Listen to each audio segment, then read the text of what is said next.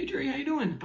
So I'm going to go over the parts we covered last time. I can't remember specifically where we stopped the time before, so I'm just going to take it from the from this part right here. I'm going to take it from there, and I think there's a couple other. I was looking at closer, and there might be a couple things in there that might be a little bit different. So I'm going to send you over the tab as well. There's a couple like things he was doing that I didn't pick up on before, but after listening to it a couple more times, I could hear some of the nuances and the phrasing. There's like an example in there where it does this like gradual, but he actually slides down and like waits a second before he bends, so that. And then hits it. So I'll go over that. I'll send you the tab so that way you can follow along and we can go more in depth with it next time. All right, so here it is. So I'll play it once normal speed and then I'll break it down with slower.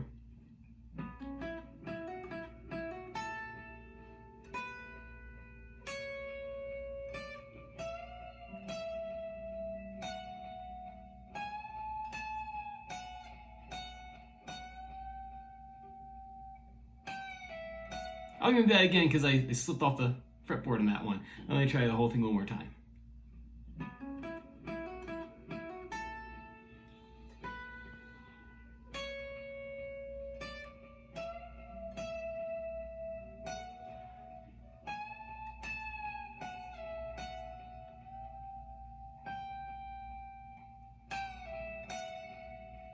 Cool. So the first part I think we already kind of did before that.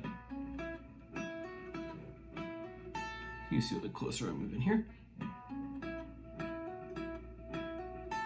And then that climb, the diatonic climb up the neck.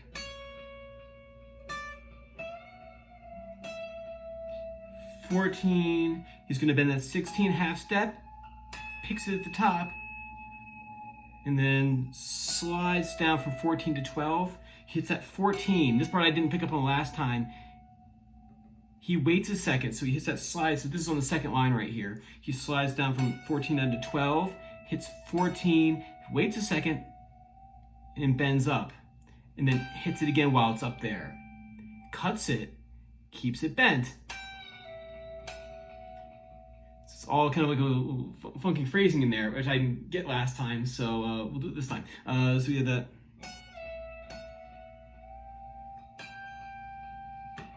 Ghost bend, and then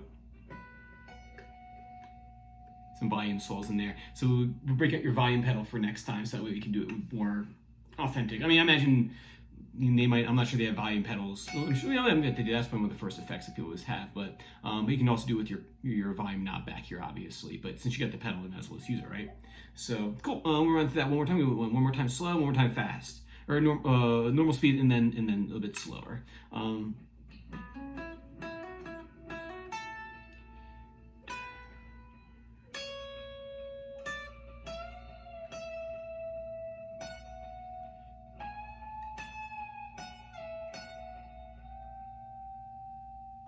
Ghost bend.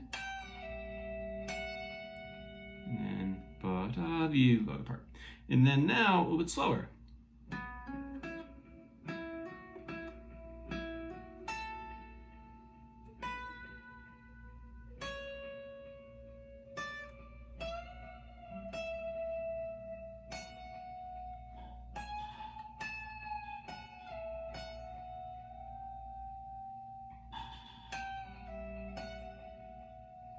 There you go, man. Yeah. Super cool lead. So maybe what we'll do next time, we'll break it down into what like other things he's doing in there. He's mostly staying in he starts off in pentatonic box. He starts in pentatonic box 2. It ends up box 1. And then I believe he fools around here in box 5 a little bit. So box 5, 1, and 2 are actually really useful. If you look at the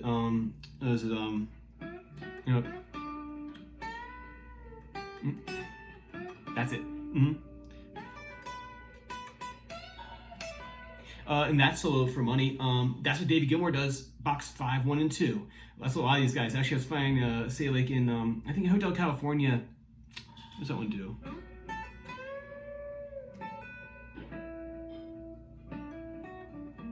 that's a bit more, that's not quite as pentatonic, that's more diatonic.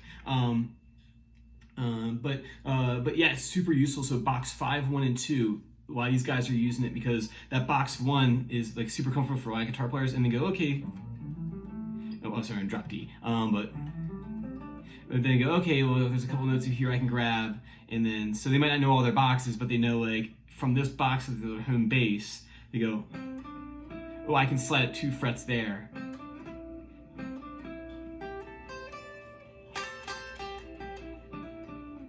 It's all that Hendrixy stuff like that.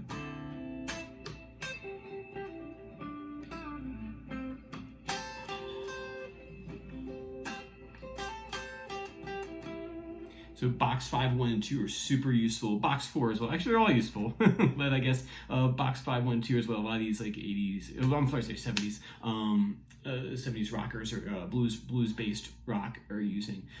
So I would highly recommend getting those into your fingers. And then obviously we can talk more about what he's doing with the sequencing with this too. Keep on working on. Oh, I'm gonna do that real quick.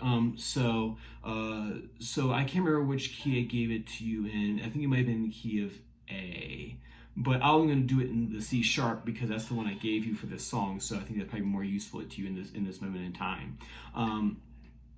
So remember that you want to work on your 2-note sequences. So I know I'm in drop D, so it's going to sound kind of funky. Yeah, so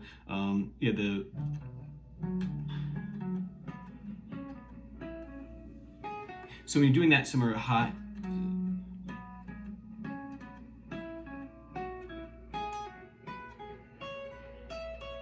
Right? And then on the way back, you go opposite. So like in this case, at 9, 12. I think I tabbed that all out for you last time, but it would just be like 9, 12, 9, 12, 11, 12, 11, 12, and then 9, 12, or not 9, 11, sorry. And climb up the pentatonic scale that way, and then you do the opposite, the 9.